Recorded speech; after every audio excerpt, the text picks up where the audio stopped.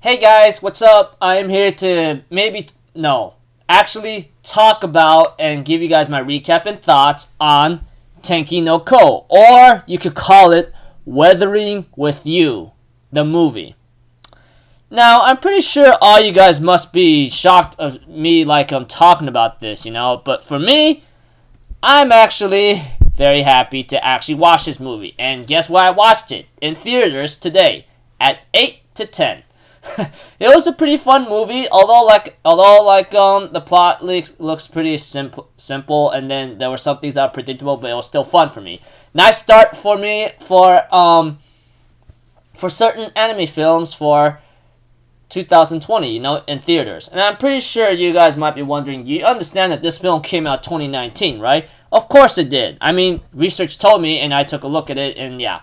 Anyways, gonna give you guys my recap and thoughts, and although the recap might be very short on some things, and there might be some stuff that I'm not gonna go into too much detail about, except maybe some important parts and maybe some other stuff about the characters, but that's about it. So, if anything else, let's just get this started, okay? We have to it that there was a young girl who somehow was looking outside when it was raining, and this time it involved maybe some relative of hers, which is later revealed to be her mother in the movie later when it was told about it. She goes through this gate that we always see in any animation when it comes to these things, a prayer shrine, a prayer gate that people go through and pray. She went through that, and somehow she's falling or something. That's what the movie opened up in. And then we get to see a boy who apparently is a runaway, and he will get a job with some guy named Suga. Of course, this guy is Hadoka. He's a runaway boy from a home that he feels like he's suffocating. He ends up going to Tokyo. He ends up trying to find a job, but apparently he's having a hard time doing so until some guy, he was saved by Suga, and later on ends up meeting his other relative, which is Natsumi or something.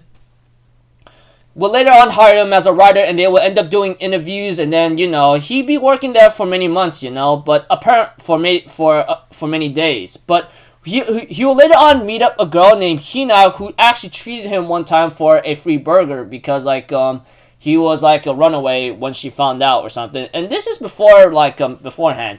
He will later on save Hina. He will later on try to save Hina from someone, and he will actually end up using a real gun by accident. But let me tell you something. He found that gun in a trash can or something, and when he was doing a runaway and trying to find a job and trying to find a place to live, that kind of thing. If you guys watch the movie, you get the idea. Those of you guys who haven't, and you're going to be very confused about where I'm coming from here. But overall, the guy Hadoka, which is one of the main characters, or I should say main character, he pretty much is a runaway, and he will have his life turned around a bit when he's being a hiring guy with Keisuke Suga and Natsumi Suga, along with having to find Hina, and later on he will find out Hina has a little brother named Nagisa Amano, and of course Hina Amano. Eventually, Hina will later on get fired from her part-time job and try to look for another job, Of course, Hadoka and Hina will later on continue to bond within this movie. I mean, obviously from the get-go, when it comes to maybe a female or male character, it would be pretty predictable in any case, depending on how many shows or films you watched already, and in many ways to one. But aside from that, like I said, they will be bonding with each other, and later on we get to know that Hina has this ability when she prays, sun will come out and will clear out the skies, clear out the weather in Tokyo. In other cases, it was always raining in Tokyo for some reason. We don't really know why, but it's always been like that. But aside from that, we have to it that there's another story behind this thing involving her being the Sunshine Girl and at the same time the Sunshine Maiden whatsoever. And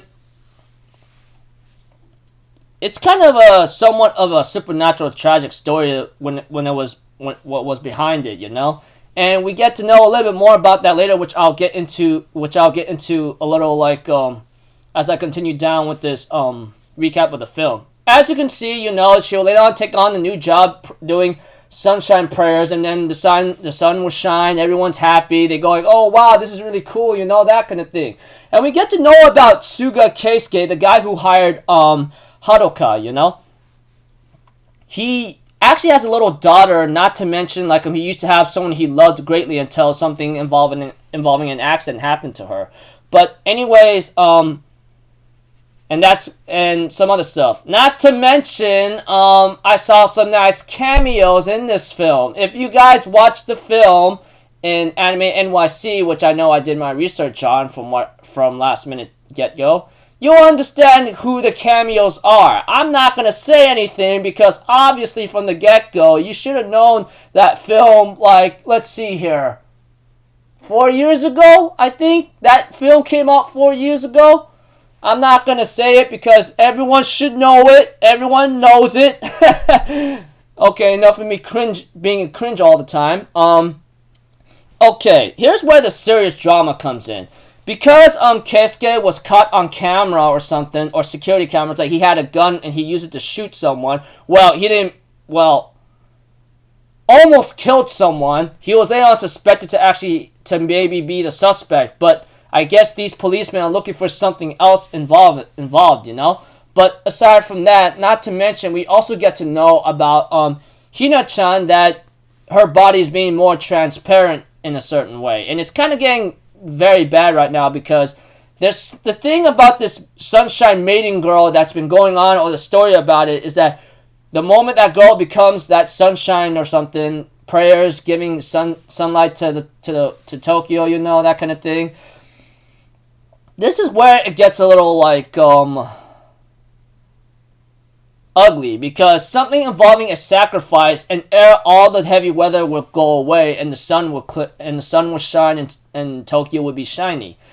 But because of certain things happening here and there involving like a policeman and Hina-chan along with Haruka and like Nagisa, the little brother, they end up having to try to run away and try to find to keep going, although like it's getting a little bit more difficult by the day. And Hina and Haruka will try to talk to each other one time before they slept in a place that's really nice, and they've been enjoying themselves with Nagisa and having a lot of fun. And I go, oh, that's really sweet. But somehow when Hina and Haruka end up talking with each other that night with Nagisa in a certain room that costs about like $280 or something, they end up having this emotional talk where Haruka does not want Hina to go, and ask her to stay, I'll find a way to fix this, please don't go away. And eventually, next morning, Hina would disappear, and Haruka would get caught by the cops, and Nagisa would be transported by a children care center. But because of like Haruka having to have his own persistence, he will later on escape, and tries to find that same shrine that Hina took him to maybe have him go after Hina. Except like at first, Suga Keisuke was about to like turn him in, but not before Natsumi decides to help Natsumi decides to help Haruka out, to help Haruka go to a certain location where he can reunite with Hina. And this gets really dramatic because like it's like a chase all around the city where Natsumi's like helping Haruka go find that shrine whatsoever, But eventually he will find the place, and of course Keisuke is there and tries to help Haruka out, but apparently he won't do so. Eventually, Haruka will end up using the same gun to try to scare him that he just wants to reunite with Hina and just let us see him. Eventually, Haruka will later on almost get arrested, but Suga Keisuke, knowing Haruka's determination, decides to help the kid out and tells him, go, go, go. And there's another officer in Haruka's way, but Nagisa comes in and helps Haruka out and tells him, go get my sister. This is all your fault. Hurry up and go get her, that kind of thing. And we see to it that Haruka ends up entering that red gate that was at the beginning of this movie, and somewhere where Haruka meets Hina, that kind of thing, etc. If you guys watch the film, you know what I'm talking about. I'm very sorry for being so disorganized, but yeah, continuing on, Haruka ends up going through the gate, reunites with Hina, and tells her to pray for herself, that kind of thing. Eventually, we have two that they are still falling, and Hina ends up praying for herself, and major heavy rainfall ends up flooding Tokyo in a couple years later. But as for Haruka, who apparently was a suspect of holding a gun or something, etc., he will later on be probation until he graduates, and later on he'll move back to Tokyo, etc. Well, after 3 years, he finally graduates, goes back to Tokyo, moves there, tries to find a part-time job, talks to Keisuke for a bit, Keisuke Suga, and then ends up having to reunite with Hina, like, at the end of the film, and tells her everything's gonna be alright, you know, that kind of thing. Even though, like, Tokyo's flooded, etc. Yeah. Yeah, I'm so sorry for being such a disorganized guy when it comes to recapping this film, you know. But anyways, all it involves was a runaway. All I can really tell you in a simple plot and without a lot of detail, hopefully. A boy ran away from home, goes to Tokyo, ends up meeting Keisuke, who helps him out a bit, ends up meeting Hina, who has this supernatural ability of praying and then having sunlight come to Tokyo. And, you know, and because Haruka had a real armed gun with him, that he almost killed someone, he was a wanted man or suspect, and not to mention a missing person from missing person or runaway missing person from home, you know, that kind of thing. And, you know, Hina was almost close to dying or maybe being sacrificed, you know, but Haruka, with the help of everyone that knows him, you know, from Keisuke to Natsumi to Nagisa is freaking like other chick flicks. They end up having Haruka reunite with Hina and have her think for herself, and later on she ends up having to like come back, you know, to the normal world instead of being sacrificed. In exchange, all of Tokyo gets flooded, but everything still turns out okay in a certain way. Keisuke's business ends up expanding, and you know he's gonna have a date with his daughter, you know. And let's see here, Haruka ends up reuniting with Hina. They end up hugging each other, and Haruka says everything's gonna be okay, and the film ends there. And the film ends. Then there's an interview process about like the director who made Wuthering With You, you know. It was pretty nice of how he said how he made the film and what he tried to think about what to put in there. And I'm thinking in my mind, oh, that's pretty sweet, not so bad, you know, that kind of thing. And, you know, yeah. Pretty much overall with the interview and the film, it was like 2 hours and 5 minutes long. Literally had to hold in my bathroom break so hard, man. Oh, man. It wasn't really easy. I mean, I think almost towards the end, I wanted to go to the restroom by going, I'm staying right where I had to be. And, you know, that kind of thing.